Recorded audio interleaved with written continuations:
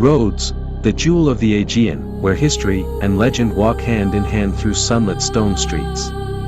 At the crossroads of Europe and the East, this island once stood as a fortress of faith, culture, and power.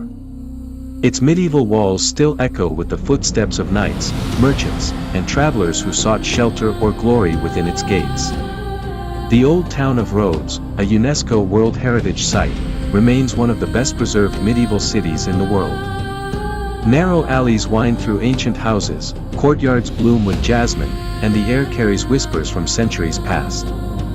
Here, Gothic towers rise beside Byzantine chapels, Ottoman mosques, and Italian mansions, a mosaic of civilizations layered over time.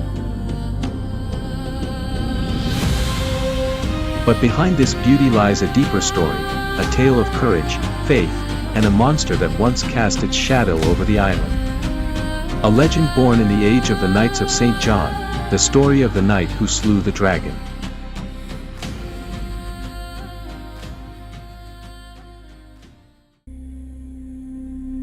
In the heart of the Middle Ages, around the year 1332, the island of Rhodes was haunted by a terrifying legend, the legend of a great dragon. It was said to dwell on the hill now known as Monte Smith, once called Mal Paso, meaning the bad passage. The creature was immense, invincible, and feared by all. Shepherds vanished, travelers disappeared, and even brave knights who dared to face it never returned. The people of Rhodes lived in dread, and the small chapel of St. Stephen on that hill became a place few dared to visit. Fearing further loss of life, the Grand Master of the Knights of St. John, Helion de Villeneuve, forbade anyone from attacking the beast. Its skin, covered in impenetrable scales, rendered swords and arrows useless.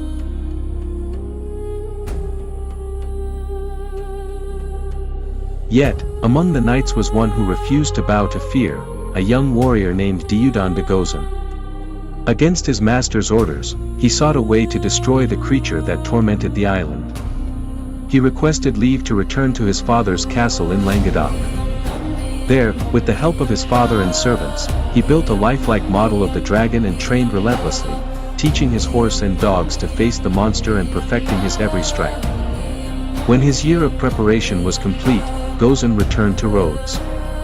He climbed the dreaded hill and confronted the beast. The battle was fierce, his dogs attacked, his sword flashed, and the dragon's enormous tail swept through the air like a storm.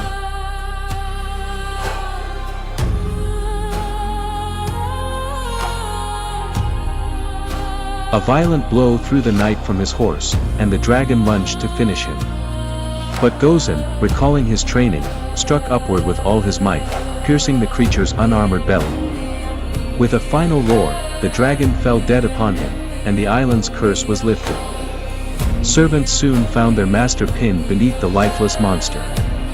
They freed him, and when he regained consciousness, the people of Rhodes celebrated him as a hero, their savior from the dragon's terror. Though the Grand Master was furious that Gozon had disobeyed his command, the people's admiration was too great. Villeneuve relented and later honored him, naming him Grand Master after his own death.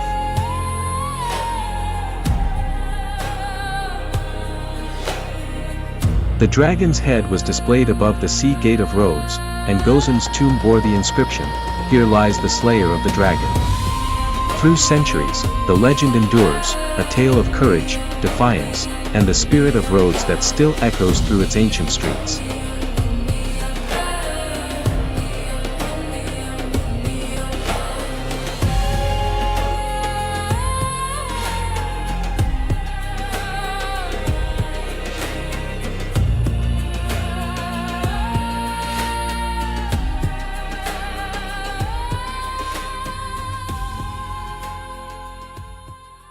After the legend of the dragon faded into myth, the true story of the Knights of St. John began to shape the destiny of Rhodes.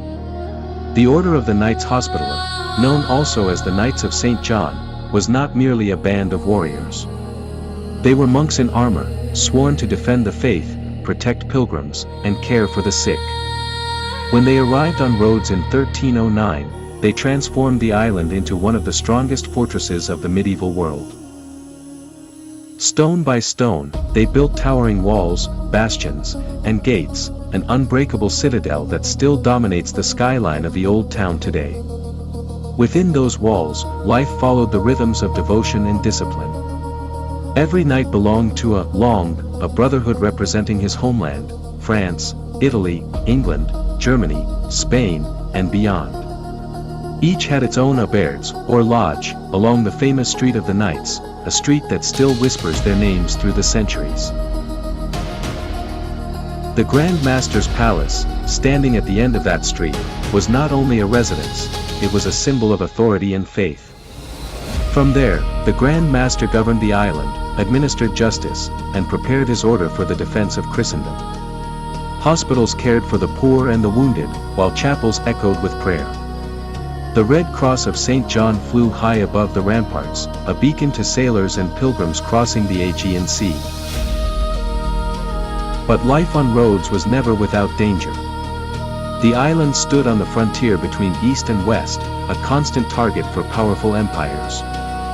For over 2 centuries, the knights defended the island against invaders, first from the Mamluks, then from the Ottomans. Their greatest trial came in 1522, when Sultan Suleiman the Magnificent launched a massive siege. For 6 long months, the walls of Rhodes shook under fire and fury. Yet the knights held firm, their courage unmatched. Though they were vastly outnumbered, they fought with honor, earning the respect even of their enemies. When the end came, Suleiman allowed them to leave the island with dignity, recognizing the nobility of their resistance. Their departure marked the end of an era, but not the end of their legacy. The knights would later establish themselves in Malta, where they continued their mission. Yet in Rhodes, their spirit remained. Every tower, every gate, every symbol carved into the stone bears silent witness to their rule, a reminder of a time when faith, courage, and duty defined the soul of an island.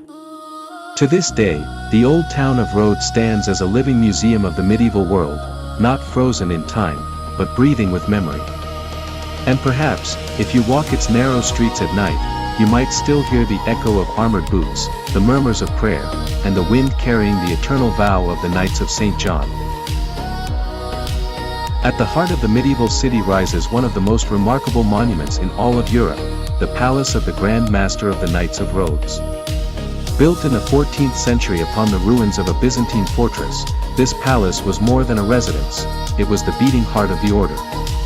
Within its halls, the Grand Master presided over councils, planned military campaigns, and received ambassadors from distant lands. The architecture is a masterpiece of Gothic design, massive stone walls, arched corridors, and grand staircases that seem to echo with the weight of centuries. The great courtyard, surrounded by arcades and statues, still carries the dignity of a vanished age. It was here that honor and power met, where the ideals of chivalry were not just spoken, but lived. Beyond the palace stretches a labyrinth of walls, bastions, and towers, the defensive soul of Rhodes. The fortifications were among the strongest in the world at their time, designed to withstand the mightiest siege engines of the medieval era.